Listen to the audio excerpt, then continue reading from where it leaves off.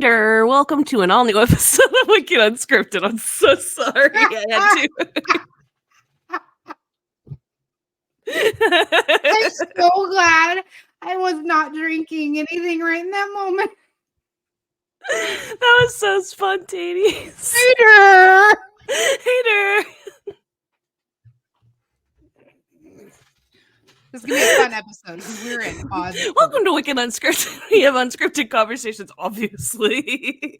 Most popular, not unpopular reality shows on television. My name is Abigail Adams. I won't have the giggles for the entire episode, I promise. We might. Please, no. Joining me today is the lovely Sarah Talks Big Brother. We are back to talk about episode 5 of the Traitors. And like we're already entering on just chaos, so it's just funny that we're already on a high energy note right now. It's very fitting. It's very appropriate. Oh, it is. We'll give a quick disclaimer. Janelle had her exit interview with Sharon Tharp, and she dropped some major tea. And in that tea, it gave a lot of context and different context and a different point of view for how to view this episode. So throughout the episode, I'll help fill in the blanks with some pieces we didn't know at the time that we know now. Right. So we'll start with this little to be continued that we were left with at the end of last episode, episode 4. Excuse me. And I laughed so much. I can't handle it now. But so we were in the turret and we were watching Phaedra versus Parvati. And I mean, my personal opinion is it kind of like came back and ended kind of flat for me. Like they really I gave feel like it's because we knew, we predicted exactly what happened. Yeah. That Phaedra was caught off guard. She's feeling extra personal about it because she is a traitor, and Parvati just really thought she was playing along with the bit. And we kind of predicted that was the case. And I feel like if you didn't listen to our podcast or you didn't like hear those theories or anything like that, then maybe this was more interesting. But for us, we'd already been down this path. It's like we'd already seen it because we'd already visualized how we could see it playing out. Yeah. And I'm not necessarily surprised in general that was kind of how we walked into the episode. I just wanted more fireworks. It's not that I expected more. I think it's just like was really hoping that would result in something big, but like I think it was also really good editing to have. But we also got like clip, a live meme, if you will, of Phaedra being like, "Don't you dare come for the housewives." Also, Phaedra, let's get out a housewife. Like, well, and that was the rest of the turret was really fascinating to watch because it was almost poetic. Like Parvati's like, here, as a peace offering, I am going to allow Phaedra to murder whoever she wants. And Phaedra takes the opportunity that really plays into Parvati's hand and murders not just a Bravo person, but a housewife. Yeah. It's a bold choice. All the choices. Bold choice. But a very Phaedra choice at that. She keeps us guessing. I can't say I hate the move entirely. I don't even hate the move. I don't even want to use the word hate. I don't hate it. I have critiques of the move, but I don't think it's necessarily the worst. It's no, just a housewife absolutely needed to go at this point. It was, I mean, or did they not? But in order for Phaedra to not feel insecure or feel threatened in any way, she had to have seen the writing on the wall that like, how is that the only group that's not been touched at this point? So I feel like if they hadn't taken out a housewife, that's just more ammunition for Janelle. It's just more ammunition for anybody else that they, that has successfully gotten the attention away from the housewives. I feel like this was the move to make, and it didn't cause enough suspicion. It was confusing enough for the faithfuls. It wasn't targeted enough for them to have any substance from it. Like they didn't get anything out of it other than absolutely. Okay, well now we've lost a housewife. Absolutely. And I mean, it's really, as I was thinking about it, I was like, well, it needed to be Bravo. And really Bravo is that circle is so small now. Yeah. So she really was out of a lot of options. And MJ, I feel like was just a little too obvious at that point. Oh yeah, especially with everybody Yeah. like it's got to be an MJ, it's got to be MJ, and they're like, no, it's not going to be.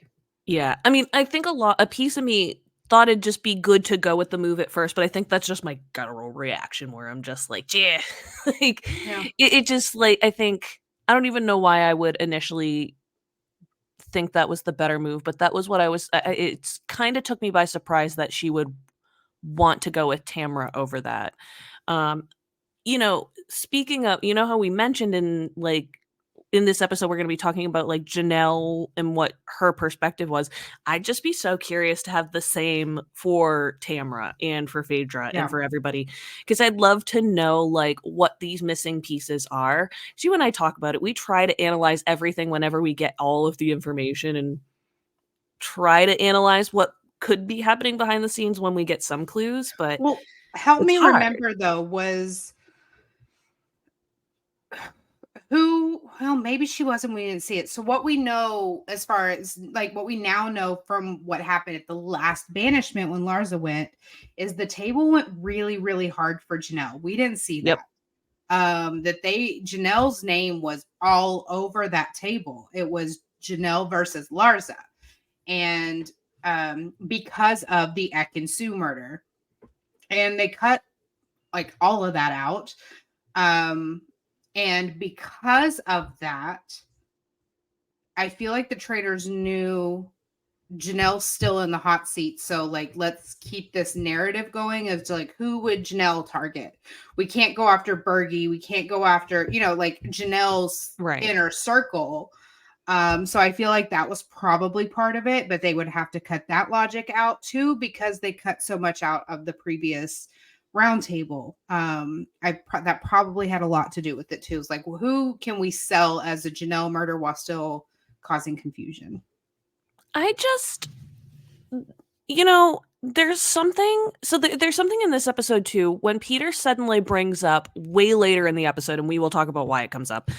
When Peter says way later in this episode that like he is confident that Bergie is going to be the traitor's next target, I'm like, where the hell did that come from? I mean, I'm gonna trust that he knows something, but like it just feels like the storytelling is a little off. Like it It, feels like it we're is, missing too and that's many because pieces. Bergie at this point at that round table, that previous one, the one that Larsa was banished at that point in the game, the for sure aligned with Janelle was Peter and Bergie. Yep.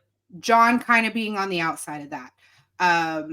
And Janelle thinking that Dan, not knowing that it was Parvati with the poison chalice or whatever, she thought that Dan got rid of Ekin-Su to frame her. Now, up until Right. this point, Janelle said that she knew day one, like post traitor picking, that her first major conversation with Dan, that she knew he was a traitor, just the way he was talking, just the way he was avoiding, and that he wasn't traitor hunting, is what they called it. Yeah.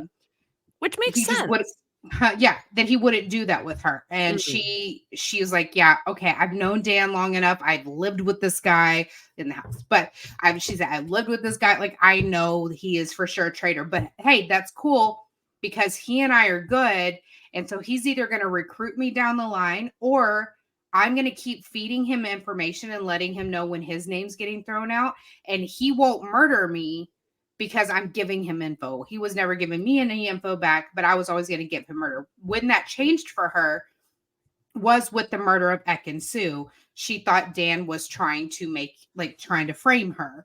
And so that's where I believe she didn't say this, but I believe that she like made it very well known, like, hey, it's Dan. Dan is for Right. sure a traitor. We need to figure out who the other three are because she said the whole house thinks there's 4 traitors.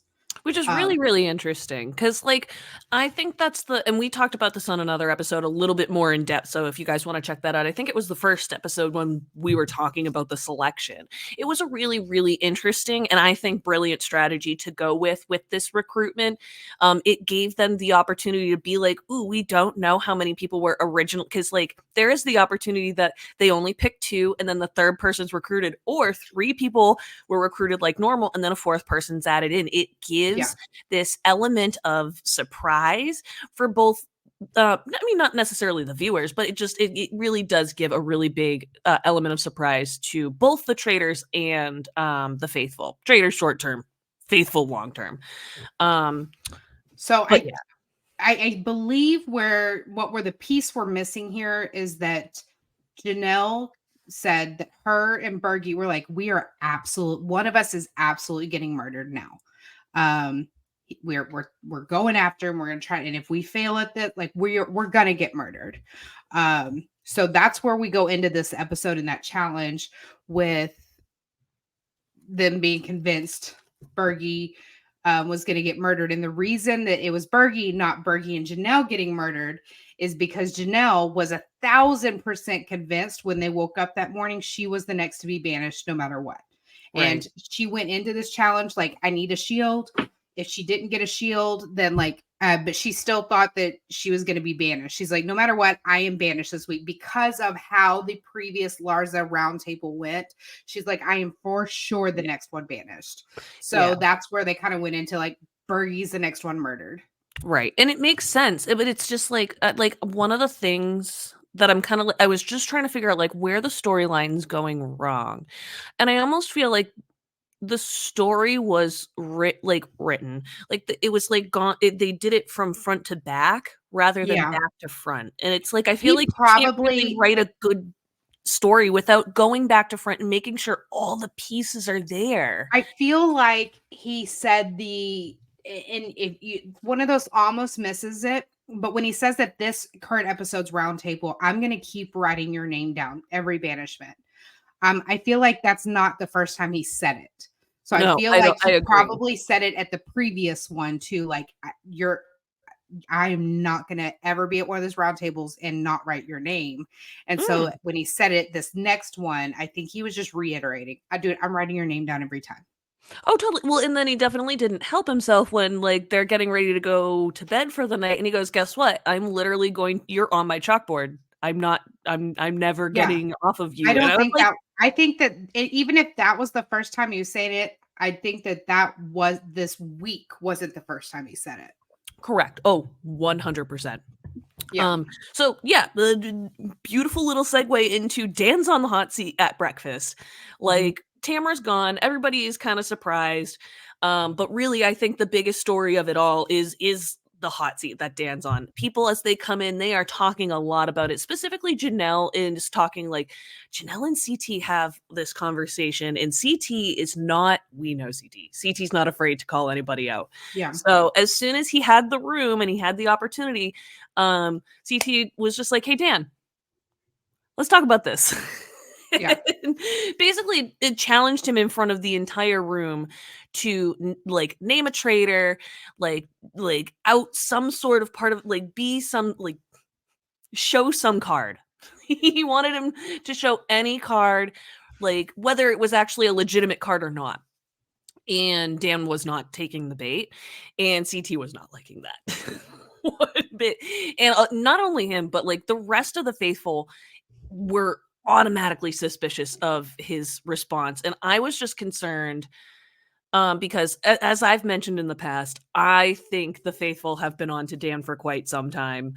I was wondering about it when it came to the edit in the past, but like hearing people like Janelle coming out and talking about the relationship that Dan and Parvati especially had, like they gave themselves away from what it sounds like.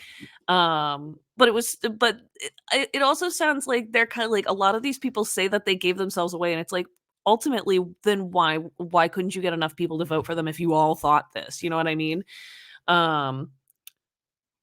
Like there was plenty, especially for Dan. Dan was on the hot seat, what, week 2? I'm not sure how he got himself away from that in week 3, but like he still took heat in week 3. And then this past week, it was Janelle versus Dan. And it was pretty much that from the beginning. By the way, that was wonderful judging. I'm so sorry I was being silent. I had to mute. You're so good. Great. Do. Good shit, man. Oh man. Well, yeah. So Janelle and Dan, round one. This is pretty much one of probably the only rounds we're getting. But with Dan getting so much heat on him, he is looking for a way to kind of pass the buck. He doesn't want to get any more heat on him than he already has. Knowing Janelle has already been getting called out and knowing that he can use that to his advantage, he does so. And it's pretty he doesn't have a hard time getting a lot of people on there because of suspicions that other people have raised about Janelle. I mean, Kevin was just adamant that Janelle was a traitor. He's brought that up to Peter at one point. Peter was like, "No, sweetheart, no. She's not a traitor. She's doing too much to be a traitor." And he still just won't let it go. I'm sorry. This is too funny not to share, and it's very much distracting me right now, but I want to be a part of this conversation. Oh my God, you're so fine. I have to tell you and everybody else what just happened. Oh my God, please. Jackson comes into the room, and I'm used to him, like, when I'm recording and I'm on camera, I just put my hand up. I'm going to sneeze.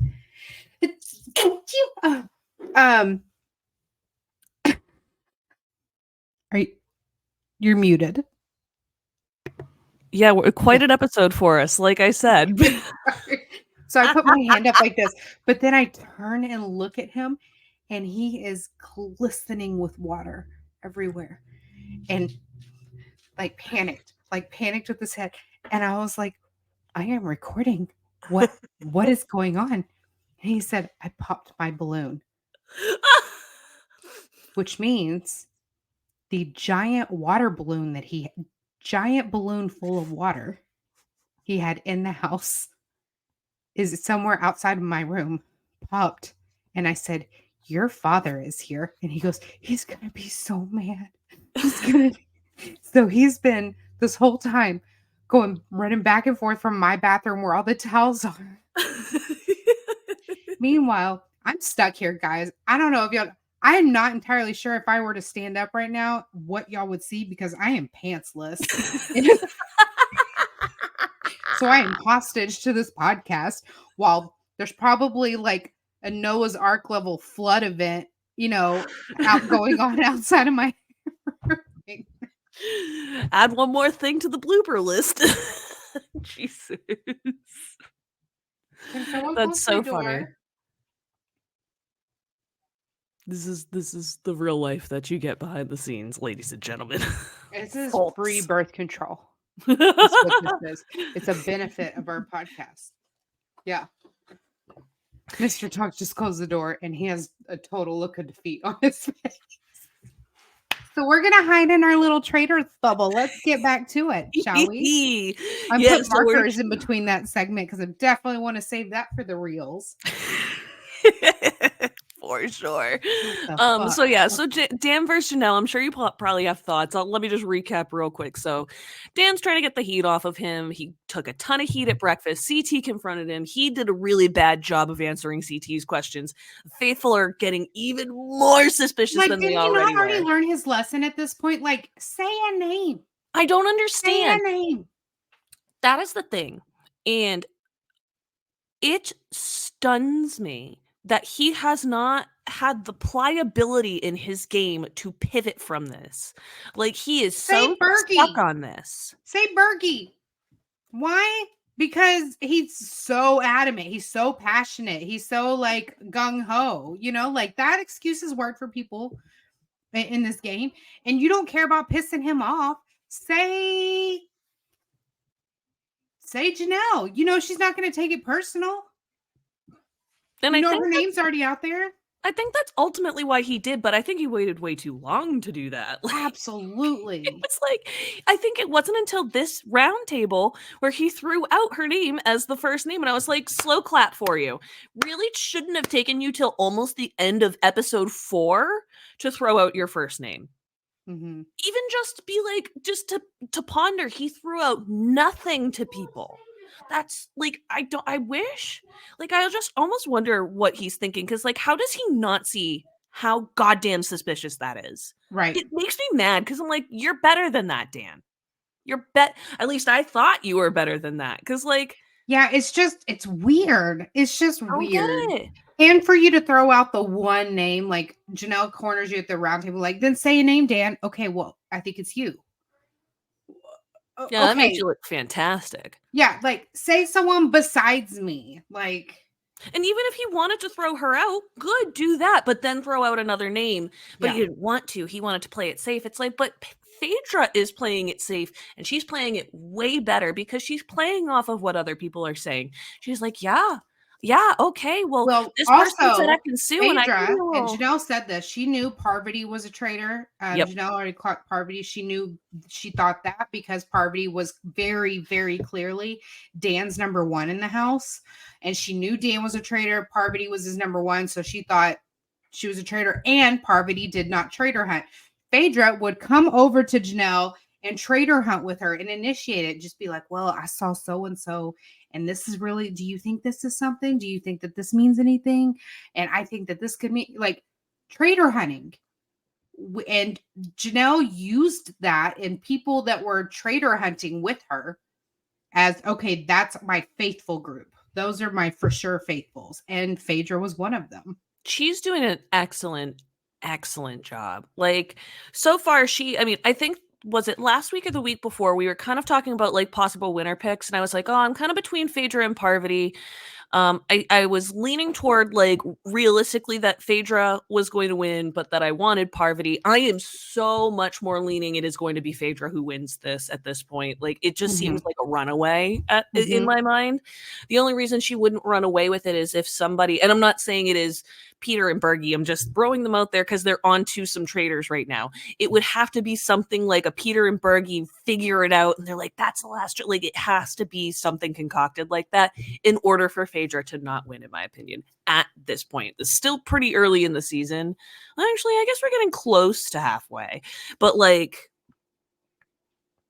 actually, I guess we are about halfway. But either way, I don't know. We have 14 people left.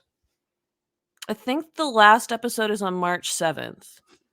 So we get, and I'm looking at my handy dandy calendar. So one. Well, you lose 2 a day between banishment and murder. 1, 2, 3, 4, 5. Hold on, my brain. This week. Yeah, 6 more episodes. So. This challenge. Can we talk about that? Because it was hysterical. The way I cackled. This is beautiful. And before we get into the real fun of it, let's just talk about like the nitty gritty real quick so we can talk about the fun and have it make sense. So the challenge is like this little bird call challenge. And I will tell you, this might be one of my favorite challenges I have seen on reality television, period. We've seen this challenge Yep. before where you have to make sounds and have your team repeat them. They had an auditory challenge like this in season 1. I believe it was the one. The bells. They The were ringing bells. the Yeah, it was bells, the and they were bells. doing like "Ode to Joy" Yeah. and I don't know if they did "Twinkle Twinkle Little Star," but it was stuff like that. Stuff like that, yeah. So with the bells, so we've seen this kind of challenge before. I think what really made this was these weird ass bird noises They were so fun. that sounded like other weird animals. And this cast who thought our winning strategy here, and they weren't wrong, was we're going to hear it and we're just going to all run into the house saying it, all of us, and over and saying it. And then add to the fact that, well, okay. So inside we had, they said that there were shields out in the field. Yes, this is a big thing I wanted to get to. Yeah, so there's shields out in the field. Alan says there's shields out there. There's no shields in the house. You have to pick and choose who's going to be inside or outside. There was some drama. Raise your hand if you want to go outside. Nearly everybody raised their hand. With shields are out there? Yeah, yeah. Okay. I want it. Out there, please. People had good arguments, but like, I can't remember what MJ like specifically said, but she was like, "Can't we be nice and like give it to me?" Basically, was her argument. I'm like, this is not quite. Like, you got to give people a legitimate reason, and I can't remember, but like, exactly what she said. But I remember listening to that, and I'm like, that serves no one.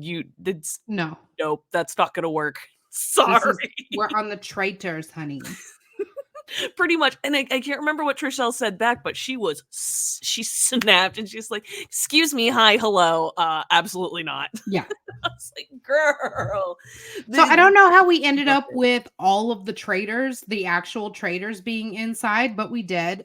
We had Dan, Phaedra, and Parvati were all on the inside, along with CT, Sandra, MJ, and John. John, for some reason, was elected the official like answer giver person to Alan. So he'd be like, Mrs. Fluffy Pants from Warch. I don't know, but like he like saying all these like fluffy pants coming out of John was hysterical to me, but he was the one that would always give the answers to Alan. Even Alan was breaking character. He was breaking the fourth wall. I was here for that because he kept looking at the camera. Anyway, and then outside we had Janelle, Kevin, Bergie, Trishelle, Pete, and Sheree. I was gonna say I have some nieces. I know one of them's watching. She's here in the U.S., but one is literally living in Scotland at school right now. First of all, I need to see if I can get my ass to that castle. Second of all, it is. I want her reaction to John. It's not open to the public, but it is available to rent for weddings and events. People actually live there. If I had literally any semblance of money, I would attempt to do that for a wedding, but I would attempt to rent it for a weekend to have a live action Traitors game with my friends. That'd be so much fun. So much fun. Oh my god. See? But yeah, so but I also would love to like hear her friends' opinions on like seeing John on the show, because like this guy, I mean, think about it. This guy was the speaker of their of the House of the Speaker of Parliament for a decade. Like just think about in any concept, no matter where you're watching from, we're covering it in the US, obviously. So it's like, think about any politician that's had like a decade-long tenure in a massive office. And then they're like, had the other way around. We had over a decade-long Hollywood celebrity become the fucking president. So like, hush, we're not. I'm just saying, we just do it backwards here. Arnold Schwarzenegger. So true. Our Hollywood people become politicians, not our politicians don't become Hollywood people. I used to watch that show too, and as soon as like he started running for president, I got such an ick. And I mean, I got the ick from that show anyways for a lot, because like it was fun to watch like the celebrities do things for charity, and then he would come in and have all this. We don't need to go there, I guess. But no, we're going. We'll make up his own rules. I have therapy in the morning, and that's like one of the topics we're going to be talking about. Is just how do I mentally prepare for an election year? So let's not do that. Well, it's okay because I don't know how we do it either, and that's about as real as we'll get here for that for now. But yeah. Vote. Okay. Yes, but vote. It is important. So with it, it's important every time, no matter what you're doing, but including on the show like this. But you have to vote on a show like this. You're required. But so we were talking, we talked about the shields. I think it was a mass. I don't know how the traitors were not thinking on their toes in that moment about not knowing where the shields were going to go. Like, I think that shows how cocky they really are in either their reads on the house or not being read themselves, which from what we know, like Dan was like, I want this money in the prize pot so like I can take the money from you. I'm like, your name is so hardcore out there. Why are you worried about Endgame right now when you can't even get your name out of people's mouths? Yeah. Maybe focus on that part first, because like if you can't, I think if anything, the winning strategy here, if you're really like a full team of traitor gamers, would be to make sure that all the traitors are outside and not paired with each other, so that you're casting a wider net of knowing where those shields lay. But even it's just somebody, at least one person had to be on one of the sides. That's just all they needed. And Dan gave it up so quickly at the end because he was just so focused on the money. And it's like, your greed is probably going to ultimately be I your feel like downfall. Dan's cockiness is really his kryptonite here, especially in this game. It has served him well in games past. But I feel particular it has blinded him. It has put up some a blind side for him where he's missing a lot of areas. A ton. That's going to bother me later. I mean, a blind spot. It has given him so many blind spots. I knew what you. I know, but I would listen to this episode back and that would just nag at me. So, no, I think that and like, for example, when we get to the turret, like we'll talk about that later, but like, oh, Pete is not going to pull one over on me. Like, he is way too dumb. He said that multiple times. I mean, we can talk about that now because this episode's not even the first time. I think he even brought it up at the beginning. Like, he has questioned Pete. Episode 1, he even said, no way Pete is ever going to sniff me out. I think it was episode 2. He was like, look at Pete, still throwing around strategies. Too bad he'll never sniff me out. It's like, I have a theory. Going into next week. And I would be very excited to see this theory play out. I've assessed the clips for next week and Dan's behavior and some of the bits that they've set up. I feel like I know what I want to happen or what I could absolutely see happening next week. However, it's moments like this that make me doubt it and say, like, I don't know if Dan still has it in him. I don't know if he's so he's got like this air about him. You know what I mean? Like, absolutely. And I feel like his ego has taken a hit with having so much heat on him so early on and being the first of the traitors to have heat on him that it's kind of tripping him up. And he's not really performing as he normally would. I don't know that I would call it cockiness. I think his confidence is actually shaken, which is making him kind of overcompensate in that area. Yeah, I think it's like, I think for him, it really is an ego. It's a dig at his ego to be the first one, and I think for a couple reasons. Like, I think the big question in his head that he's trying to rationalize is, why am I the first one? Like, these, like, especially with Phaedra, I think he's probably struggling with the idea why, like, him of all people, why can, and it's like, I think he doesn't understand the target that comes on his back just by being Dan Giesling. Yeah. It just feels like that totally has gone completely out of the realm of consideration for him. And maybe that's because of editing and we just don't see it elsewhere, but I have not seen any sort of inkling of him showing that where he's just like, yeah, no, I think he's just shaken up. I think he's shaken up and feeling backed into a corner. But however, that also okay.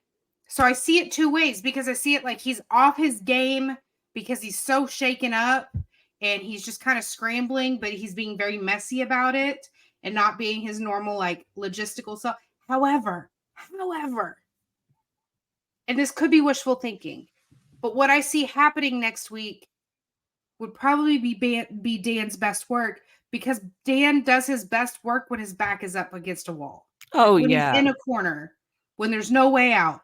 That's when like he comes alive. And I'm hoping like maybe this is it. Maybe this is it for him because I'll tell you, no, we'll wait. We'll wait till we get.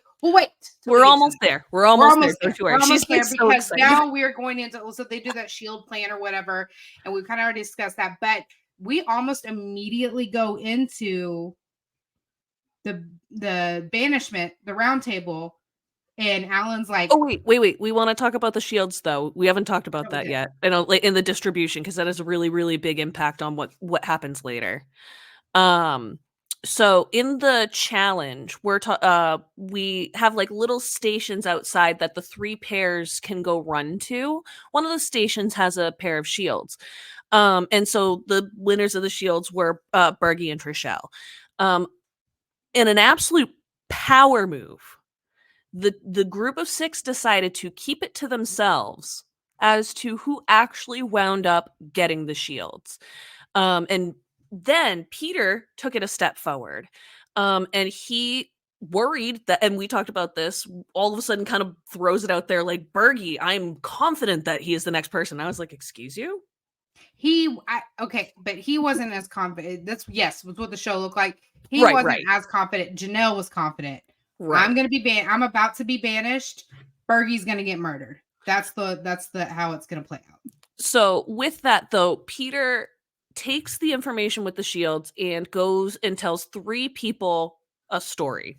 And the story is that he's actually the one that's in possession of the shield, not Berg. Obviously, he's not saying not Bergie and Trishelle. He's just like, by the way, it's me. I have the shield. And he tells Dan, Parvati, and CT, knowing that those are his main targets for at least one traitor, and that if it somehow gets bounced back, he's got a lead on somebody. Which, by the way, is what a long shot. Huge long shot. What a long bold shot. Move. Love it. Such a long shot. For a it bachelor player, is unbelievable. I am impressed. I called him a bachelor player. For a man who was on The Bachelor and The Bachelorette, impressed. Well, wildly impressed. There's some okay, Oh, but he's yeah. So I already thought we were open going to do all those details later, but yeah. So we'll put a pin in that because I want to circle back to that because when we get to theories for next week, that plays into a part of it. It is. So I just wanted to mention that because that's really, really gonna be key moving forward. So ultimately, Dan and Parvati, 2 of the traitors, have been told that Peter is the person who has the shield. And as we go back to the turret, we'll talk about this, but Dan buys it. Parvati doesn't. Mm-hmm. But I think Dan's head is just all over the place because really going into Roundtable, he already knows that his name is not just like kind of being floated. It is him versus Janelle. Yeah. So apparently the whole house knew going in, and Janelle said she knew going in that this was her night to be banished. Yeah. She let Bergie and Peter know that she's like, I'm gone. The people that normally come and check their votes with me beforehand didn't. Like, tonight's my night. The votes were set. But in the banishment, what was that? In the banishment, Alan's like, oh, wait. But wait, there's more. And we have the return of Kate. I love it so much. I do. Okay, let me quantify this. I love her for the drama. Her and Brandy served the whole Brandy, Kate, Rachel dynamic last season. It was chef's kiss, wonderful entertainment. Kate is not good at the Traitors. No. She has terrible reads. However, I love this. I love when they brought her back. She's like, fuck, I wanted to be a traitor. You know what? I'm here to have fun and fuck shit up. And I think that that's what she's coming in this with an air like she knows she's not going to win this game. She knows that she's not great. She has horrible reads.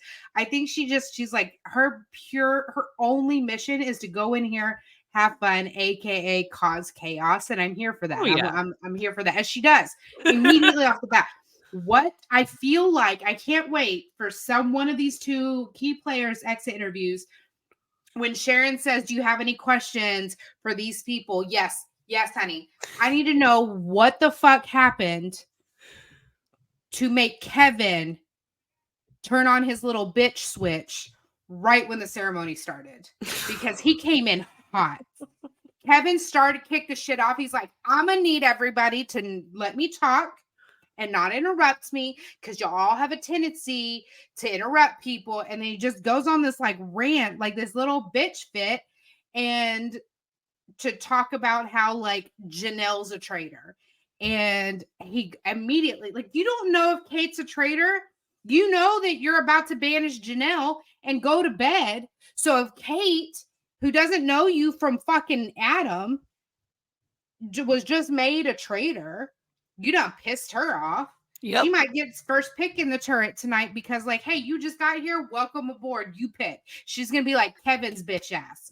Because why? Because he came after Kate immediately. She was trying to get some clarifying information, And he's like, Kate, you're not even listening. She goes, I get it. You think Janelle's a traitor. And love it. I'm here for it. But like, what is this side of Kevin? Who is this person?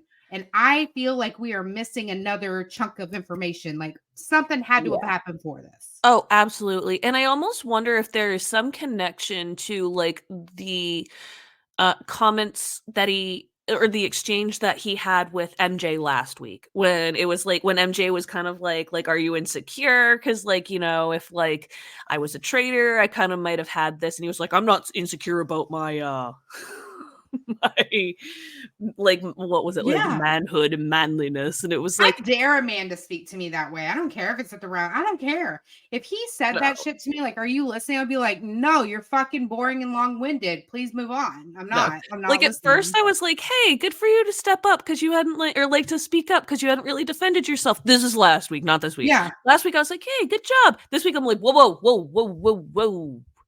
Back it up. Back it up. Why are we so man who's trying to sling one around but working with 3 inches? You know what I'm saying? What like happened? You're slinging your shit around like it's big and girthy, but like we all know we're working with a pencil tip here. Like, what is this energy you're bringing to the table? I'm not here for it. It's instant ick. I am completely over Kevin. Oh boy. Yes, I love when Sarah goes over it. It was really gross. And I'm sorry, he didn't know who the fuck anybody was. Like, he came on a reality show with a bunch of reality people and didn't even like Google a single reality show. Janelle had to tell him who Johnny Bananas Thank was. you. Like, fucking thank you. So I'm sure he doesn't know who Kate Chastain is either. Or maybe I don't know. But like, I want to know what the fuck that energy was about. It was completely unnecessary. But I love how she just like served it right back to him. Because even then he looked like a whiny little icky bitch too. When she was like, I get it. You think Janelle's a traitor. And he's like, no, that's not what I was saying. I was talking to John. Yeah, dude. You were literally talking to John about how Janelle's a traitor. Shock. It's just he gets very stuck in one mode and won't leave that mode. And it's like, can we all stay in this mode? It's like, that's no, we're not going to. We don't. I'm telling you, I get like major like ew when anyone starts a conversation like in your personal life. If somebody comes to you and just like, I'm gonna talk and you're gonna let me finish. Immediately I'll be like, no. Now my demand avoidance is like absolutely the hell not. I'm actually gonna just leave now. And if your tone is like, hey, I have something to tell you, but like before you freak out, just like let me finish. That's different. But if you come and you're like, I'm gonna say some stuff and you're not gonna interrupt me, I'm gonna be like, I'm gonna walk away and you're gonna go find a new fucking attitude. I'm gonna talk. You're gonna listen. I'm actually just gonna walk. You can talk. I'm a walk. Bitch, I got ADHD. I can listen to the 40 other voices in my head over you. I could stare at you the whole time too. Oh man, so funny. So funny. Really, this round table still remained Janelle versus Dan. We really didn't have anybody else besides like the little stuff with Kevin. We really didn't have anybody else on the hot seat for the most part. That we know of. Correct. And I wouldn't be surprised if we have some more information kind of start coming out. Janelle also did say Parvati's name has come up at multiple round tables. Yes. And we haven't seen shit of that. Which is really interesting editing wise, in my opinion. Because I also want to say that Ekin Sue said that somewhere too, that she was saying that Parvati's name has been floated much more than it's been shown on the show. And it's so fuck it. I'm going to tell you my theory, okay? Because this kind of plays into it too. I mean, we're pretty close to the part. So I don't think this is very wishful and very high hope thinking that Dan believes Parvati and knows that like Pete was lying. And took the shot at Bert. It doesn't make any sense to me, logical sense. Like my 10-year-old could play this game and realize if I don't know for sure who the shield is and somebody's clearly lying to me, let me take out somebody who was inside the house. I just think it stands cockiness. I genuinely truly believe it. However, could the reason editing not like leaving out the Parvati's name being thrown out of it all only bolster the scenes that they're showing for next week where Dan is at the round table and he's like, the person I have been looking at very clearly, there is absolutely no way in hell the name that comes out of his mouth is not a traitor's name. Okay? Stay with me. There's no way that the name he throws out at the round table is not a traitor's name. He is very aware that they have to feed. If he has any chance of survival, he has to feed the faithfuls. And if he can pull a stunt like Parvati, here, I don't think he wants to. I think he's having to because she is also who Pete told this to. Okay. So he knows that now. And if he throws Parvati under the bus and makes a deal, says like, I tell you what, if you vote her out and she is a faithful, I will gladly walk out next week. Y'all could banish me for sure. Like he could if she is not a traitor, I'm done with this game and you will be forever rid of me. He could absolutely pull that some kind of stunt like that. I don't know the stipulations of how hard they can go as traitors at each other. However, I feel like he truly wanted to go far with Parvati. I feel like if he had to take a shot and would take a shot at a traitor, it would be Phaedra. But because of this Pete plan, I feel like he is going to use that to twist it around. Well, who else did you tell? Who else did you tell this to? Okay, well, that makes sense because she was saying this kind of stuff to me. And then he says this at the round table, so convincing because he hasn't said shit up until now. He's had plenty of time to think about it. This is a whole Dan's funeral kind of situation I'm feeling. I could be overly optimistic and hopeful here, but part of me kind of feels like it was either cockiness that led him to, out of 14 people, you pick the one person that almost for sure has a shield, or you did it for this reason. I don't know, but I feel like he just did it out of cocky. I don't know. I'm leaning towards that side, but I feel like that's going to push his back up against the wall. He's throwing Parvati under the bus next week. They're absolutely getting a traitor out. I agree. I don't know if it'll land. I don't know if it'll land at round table. I will say that. I don't know, but I think it's going to be Dan versus Parvati at the round table. Phaedra's not going to like this. I don't know which way she's going to land, but I think she's going to side with Parvati. I don't see her wanting to be if there's going to be a traitor gone and she stays, I can't see her wanting to be with Dan. She does not trust him. But Parvati's pissed her off, and Phaedra's I do think she actually trusts. I do think she trusts Parvati more than Dan. I really do, actually. As much as she sees her, and I think that she sees her, and just what I know of Phaedra, what I've learned and what I've observed, I feel like she sees Dan and her as the OGs. Parvati was the brought in, who's already got a red mark on her name for pulling that stunt.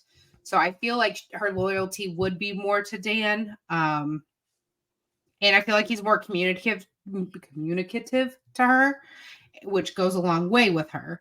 I also feel like she knows that Dan would be a better shield for her than Parvati. I also think, and I'm playing devil's advocate. I'm not saying that I really am convinced either way. I just had this thought, but also like getting Dan out, if she realized that Dan was going for Parvati, there's already momentum behind Dan, right?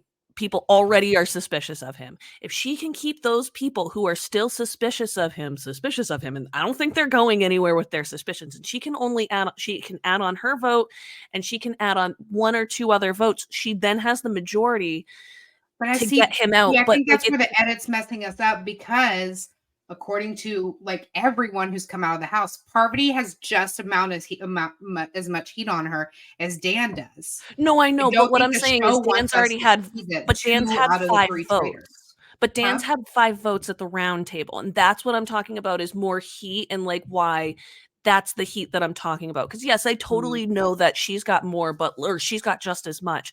But when he's getting votes after, like, I think her name has only been brought up on the slate once. Like, his name has been not only mentioned at multiple roundtables, but he has been voted. It was 9-5 in this past episode. Janelle went out, and it was she was voted out, obviously, or banished rather. But he got 5 votes, and I don't think those 5 votes are swinging anywhere. But those are Janelle's groupies. Well, it'll be 4. Well, I know Dan's going to take the shot at Bergie. I know that Bergie has a shield and it's going to fail. We've already seen the clip about Bergie saying I was supposed to be dead. We've already seen the round table shot for next week when there are 14 people at that table. So we know that there is no murder in this next episode. There's literally a clear shot of him in his blue shirt. And I'm like, wow, you couldn't have made that any more obvious. But even if you want to say like, oh, they went someplace. No, there's 14 people at the table. No one's getting murdered.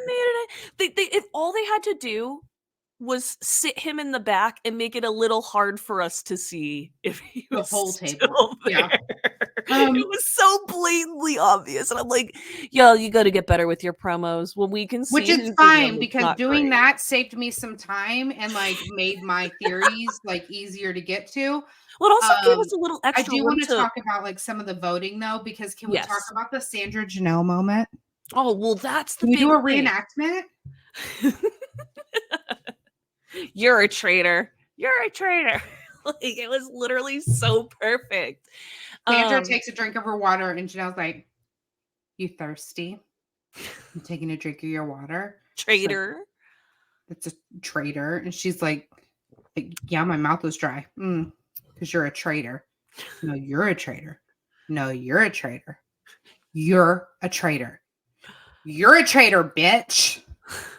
Was it then, or was it during the voting when they were like, "You're a traitor, you're a traitor, you're a traitor," and Alan's like, "Ladies," and I'm just like, Janelle, Sandra gives her vote and then takes a drink of water, and Janelle's like a couple spots away, and she's like, "Oh, you thirsty?" Reminded me of a sketch from like Nickelodeon, like All That or something like that. Oh, I loved it. But just so you guys know, from the Janelle interview, she said her and Sandra are like besties. They talk every single day.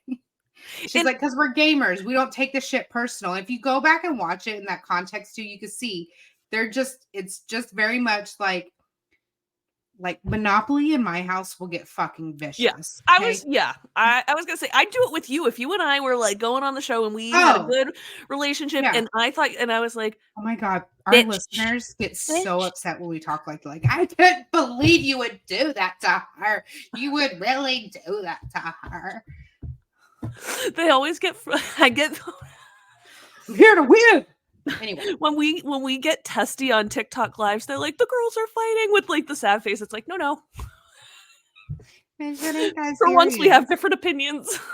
It ain't that serious. But we will get a little testy when we're like, no. Yeah. No. So that's the fun of it all. But that's kind of how Janelle and Sandra are. Larsa has never been on competition reality before, so this was all very personal to her. No. You might as well have murdered her actual boyfriend. Like, she was so salty. I think we talked about it on the last episode. She was just so goddamn salty after and still that. It still is. It's just like, get over. Apologize. She's like, I'm really sorry if it's a game. We're just playing a game. Get over it. It wasn't personal. Get over it. Anyway, that round table is very, very fascinating. Janelle did go home. She's like, I am a faithful. We get to the turret, and that's what we already went over what happened in the turret, and then they cut it off before we got to see their decision, but their scenes for next week ruined all of that. So that's what I think is going to happen. Answered all my questions, damn it. I was going to ask you, well, who do you think Dan's target? You fucking answered all my questions, you bitch. And I think it has to be. And I think that it's going to be fascinating, but I think that the reason, because they filmed the whole show and then edit. Yes. So I think that the whole reason to take out the Parvati heat leading up till now, it's just going to make this move by Dan that much more shocking. Out of nowhere. How is he going to pull this off? Not knowing that half of the house has thrown her name out too. So. Yeah. And I'm not disagreeing. It's like, I wish their editing made more sense logically, because I wish I could say, like, I could pinpoint and piece what could be coming next. But, like, they've been leaving us too many gaps, and then Janelle's talking to Sharon and being like, "So here's the gap." Like, "Here's what happened." Like, Janelle was saying these roundtables got so much more heated than the show. And then they went on. She said that her and Dan went at it for like an hour. And at one point, they had to tell them to quit talking because she was bringing up all this stuff about Big Brother, like bringing up all these points about Big Brother. She was talking about it so much that they told her to quit talking about Big Brother. it's so, oh my God. But there's a lot left out. Sharon Tharp is doing all these exit interviews, so I highly recommend watching it, especially knowing the edit. I still trust. I'm saying I don't trust the edit. Is in like I like knowing, I like seeing what they're selling, and then this evidence is kind of making some things make more sense to me, which is great. I feel like it's a little bit more edited than it was last season, Yeah. but Traitors is nothing if not dramatic as fuck. And It's fun. and it's fun. It's just so fun. And if this is the story they're spinning for the drama of it all, we're all going to be like, how's he going to do it? No one's saying Parvati. You know what I mean? Like, if that's playing into the drama they're trying to sell me, then like, okay, like I can get on board with that because they are the biggest drama queens over at Traitors Production, and this one of the very many reasons we love the show. Abso-fucking-lutely. Well, I did have a whole bunch of fucking questions for you, but you answered them all, you bitch. All right. Listen, one of us has to carry the episode, and I'm just kidding. Oh man. Oh god. I love you so much. This is so fun. I love this so much. It's so much fun. I love that I'm a couple things I'm thankful for. I'm thankful I might be able to get to see you in a couple weeks. Per snaps. Yeah. We're gonna keep that on the DL for a second, but no, or do you want to tell them now? I've been talking about in the Discord. I'm gonna be like 4 hours away from Abigail in a couple weeks. I'm going to New York City, so trying to make that happen. That would be great. What else? What I was going to tell you that's entertaining, just because I'm in rare form, and y'all might as well take advantage of. Oh, I am being shopped. Have you ever done that? No, and it's just hilarious that you brought. Tell me about it, though. I don't give a shit. I've been meaning to tell you, and since I have you here and all of our favorite people, I thought this was hilarious. I've heard about this. I've heard that when you take sleeping pills, like you do weird shit. I personally never. I mean, I have, but it's normally like not stuff we can talk on here. Like Mark has a lot of funny and very fun adult stories about my reactions to sleeping pills. However, I've heard of people like just shopping on Amazon or getting in their car and going somewhere. I shopped on Amazon in the middle of the night. And I needed, it's right here. I just looked over and saw it, but I thought for y'all's viewing pleasure, this is what I bought. Oh my god, you did not. I bought this at like 3 a.m. on Amazon. Hello, green screen. The green screen doesn't want to show. Oh my god. I bought 130 alcohol markers. I know exactly what those are. I've seen them all over TikTok.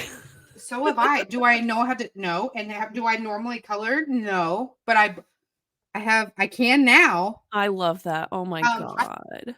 I also bought a floor lamp. The necessities. This was like it. I got the receipt, like the confirmation of your order at 2:45 a.m. Late night shopping is fun and also detrimental. I bought a Govee smart floor lamp that has an app. You could change the colors and all the shit. So like I have good taste on Ambien.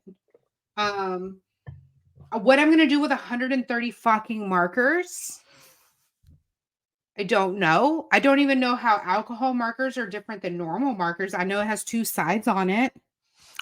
I do and I don't. Like I kind of do. Like I've watched them. Like alcohol markers like leave the streaks in the middle when you like draw them at a certain pace.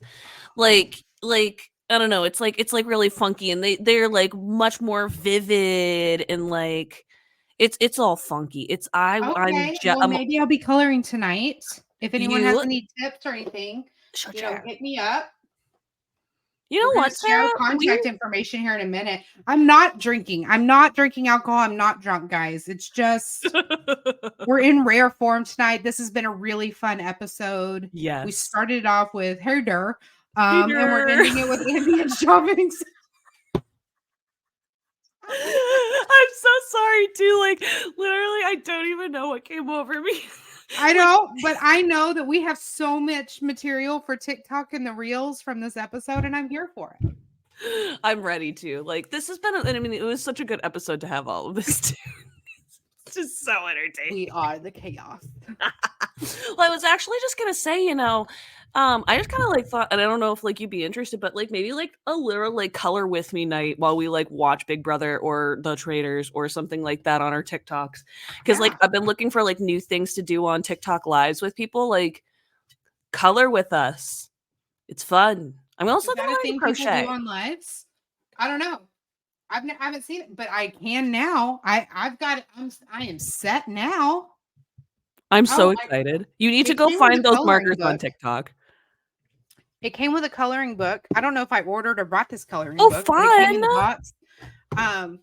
But it's I love it. It's like a flower coloring book. I can kind of see it. The green screen says absolutely the fuck not. You shall see a castle. There you go. You were almost there. What the fuck? Well, it says 100 flowers. It's pretty though. Yeah, it's cool. So I guess I'm into coloring now. I love coloring, so I support your new hobby.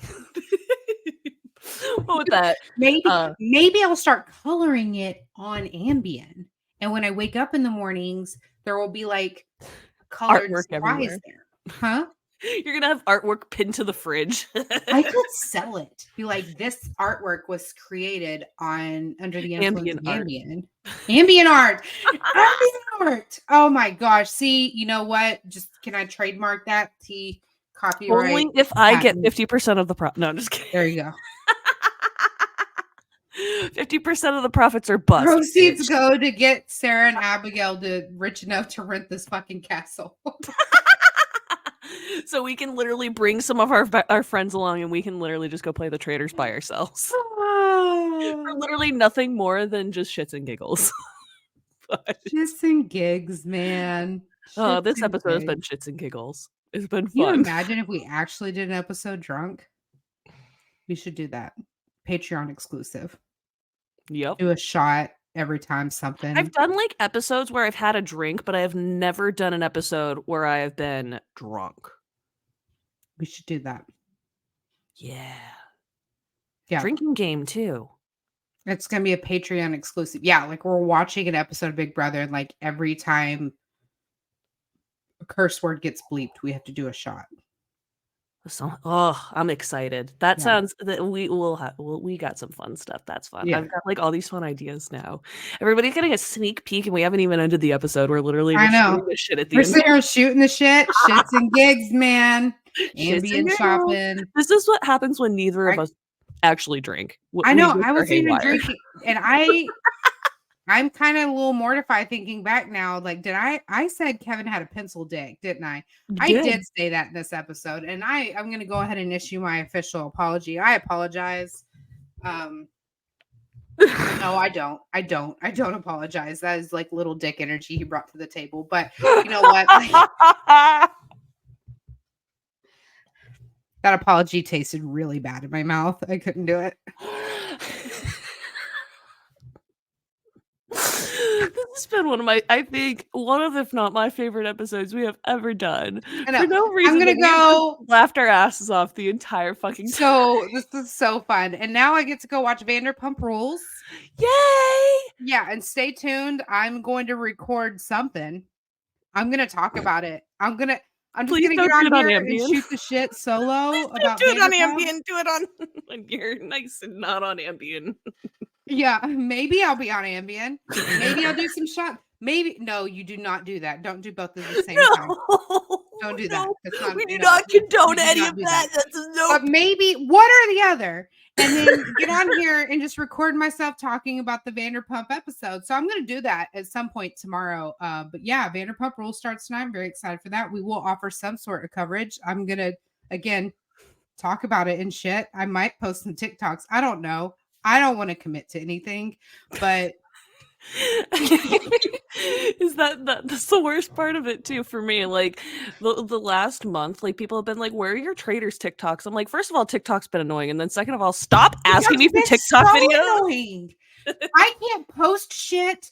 When I did, I had one where there was no music whatsoever. I was just posting a green screen video of New York's iconic diary room, and I got a notification that my video had been muted for music that went on too long. And I was like, there's no fucking music anywhere in this video, and it wasn't even muted.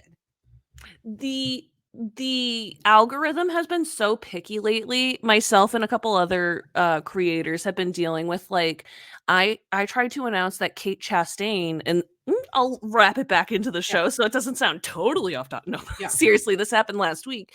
When we found out that Kate Chastain was going to be coming on the episode, I tried making a TikTok about it. Like I made 3 different TikToks. None of them made it to the FYP. The last one that I posted made it, and I didn't use a green screen or anything.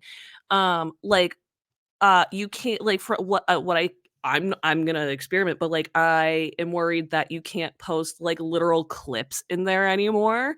I'm worried that you can't like post, and I mean if you use it in for fair use where you're talking about it, you're kind of explaining things that are going on, that's fine. But some people are just also just posting clips, which is whatever. Fair use rules, some people need to read them. But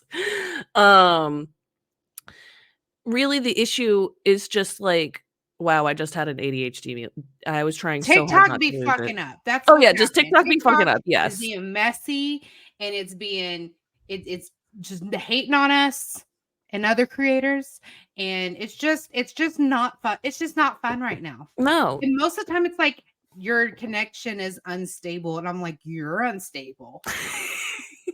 Well, I'll have a video edited and it'll like I did a video with something else and everybody's like your audio sounds like you're a demon, and I'm like, I had a video that I spent so much a makeup video because I've gotten back into like get ready with me videos on my makeup account, and I spent so much time editing this video and like getting like speeding up certain areas and the chop or whatever. I post it. It did it twice. So it completely fucked my analytics. Seriously, halfway through the video is when the video ends and it just starts again and it's doubled up in the video.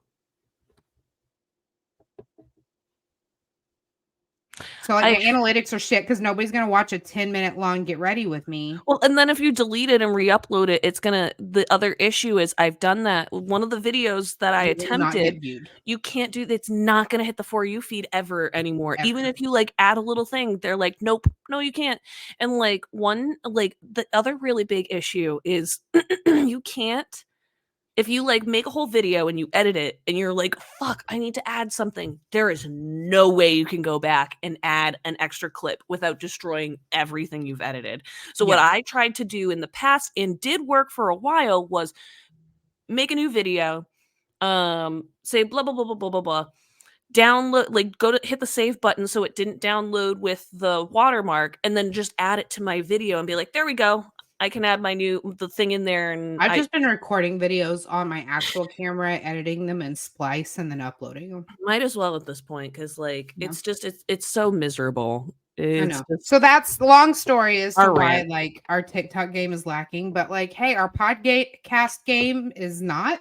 No, That was a really hard sentence because we're apparently tripping balls tonight, completely sober somehow. I was just gonna say we're both the most sober you could probably imagine right now. We're just like This is what dry January does to people who typically drink.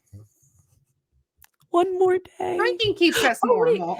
But like if this Depending on the day that this comes out, Dry January will either be ending or over. I just haven't decided what day, if it's going up on tomorrow or the next day.